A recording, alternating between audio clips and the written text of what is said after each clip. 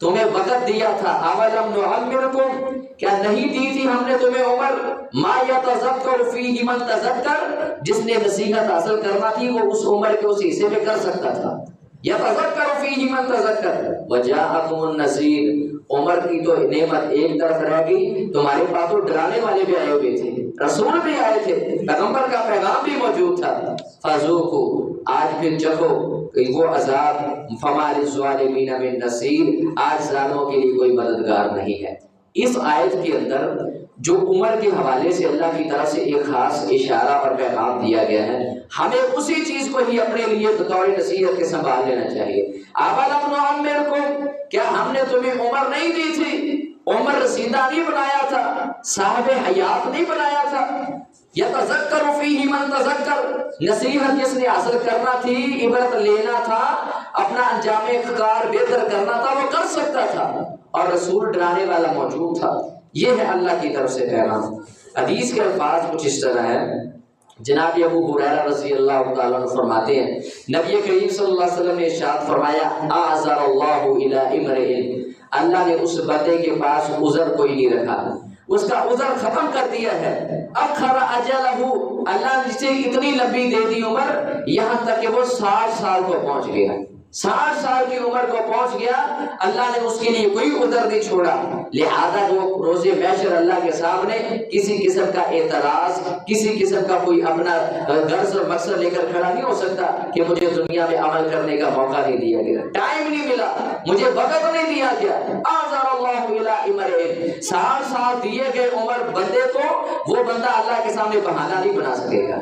60 سال عمر ایک بڑی مناسب اور بہترین عمر ہے۔ رسول اللہ صلی اللہ علیہ وسلم نے فرمایا، اعمار امتی ما بین 60 الی 70، میری امت کے عمر یافتہ لوگ 60 سے 70 سال کے درمیان کے ہیں۔ آپ نے فرمایا میری امت کے لوگوں کی عمر 60 سے 70 سال کی ہے، وَأَقَلُّهُم مَّن يُجَوِّزُ ذَلِكَ، تھوڑے ہیں جو اس سے اوپر جائیں گے۔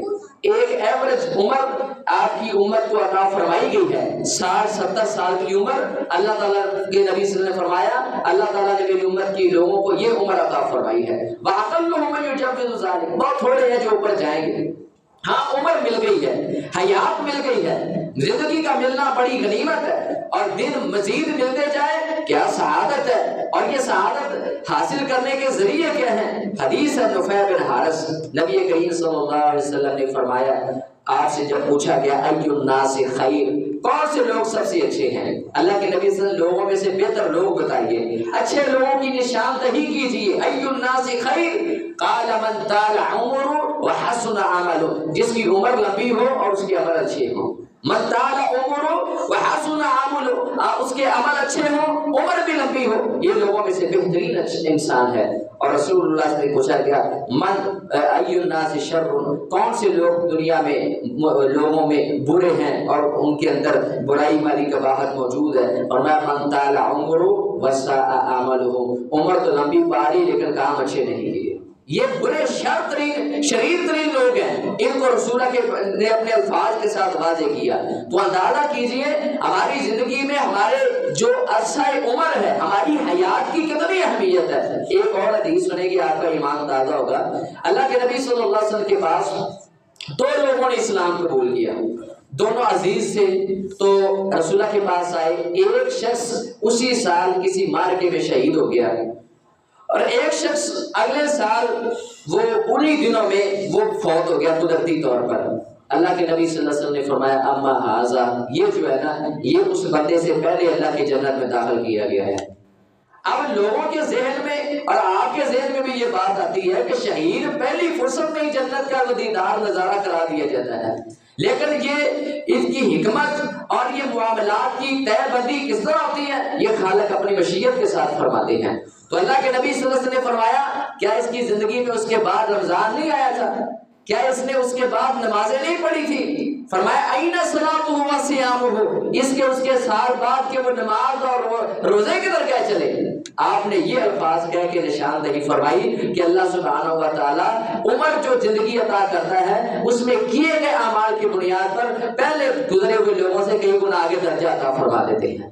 تو یہ ہے ہماری زندگی کی اہمیت. اللہ نے ہمیں جو زندگی عطا فرمائی ہے اللہ کا بہت بڑا احسان اور فضل ہے. اللہ کے نبی صلی اللہ علیہ وسلم نے فرمایا, اس حدیث کو حضرت انس نے بیان کیا ہے, یکبر ابن آدم, آدم کا بیٹا عمر رسیدہ ہوتا رہتا ہے, بڑا ہوتا جاتا ہے, دو چیزیں اس کے اندر مزید بڑھتی جاتی ہے.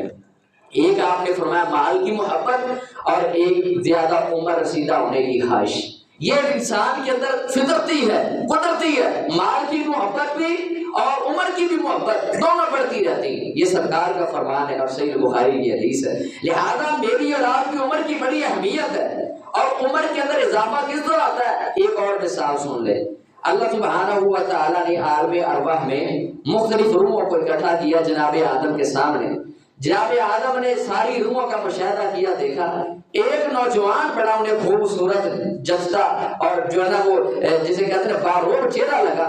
کہنے لگے کہ یہ میری نسل میں کون سا ہے شخص ہے؟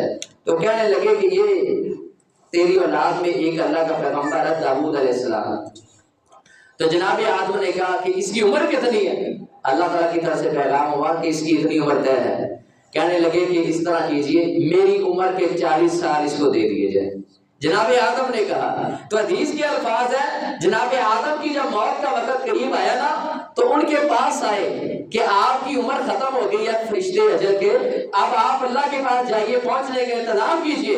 کہنے لگے ان لی عمرہ, میری 40 سال عمر نہیں ہوئی ہے. فرمایا جاہد آدم و جاہد ذریتہ, جناب آدم بھی اپنی بات کا انکار کر گئے, ان کی اولاد نے بھی انکار کر دیا. فطرتی طور پر انہوں نے کہا نہیں, وہ میری عمر باقی ہے, میں ابھی اپنی وہ عمر گزاروں گا. یہ حدیث کے الفاظ ہے.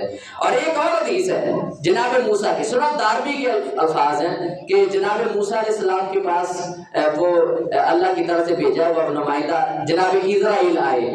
تو جناب اسرائیل نے ان سے آ کر کہا کہ آپ کی موت کا وقت قریب آ گیا ہے. انہوں نے زور کے تماچا مارا اور جناب اسرائیل کی آنکھ نکال دی. صحیح حدیث ہے بالکل. جناب اسرائیل کی آنکھ نکال دی اور جناب اسرائیل فوراً اللہ کی طرف لوٹے اور کہے کہ اب تو کا اللہ تیرا بندہ موت کا کوئی ارادہ نہیں رکھتا, وہ موت لینا ہی نہیں چاہتے. تو اللہ تعالیٰ نے فرمایا جاؤ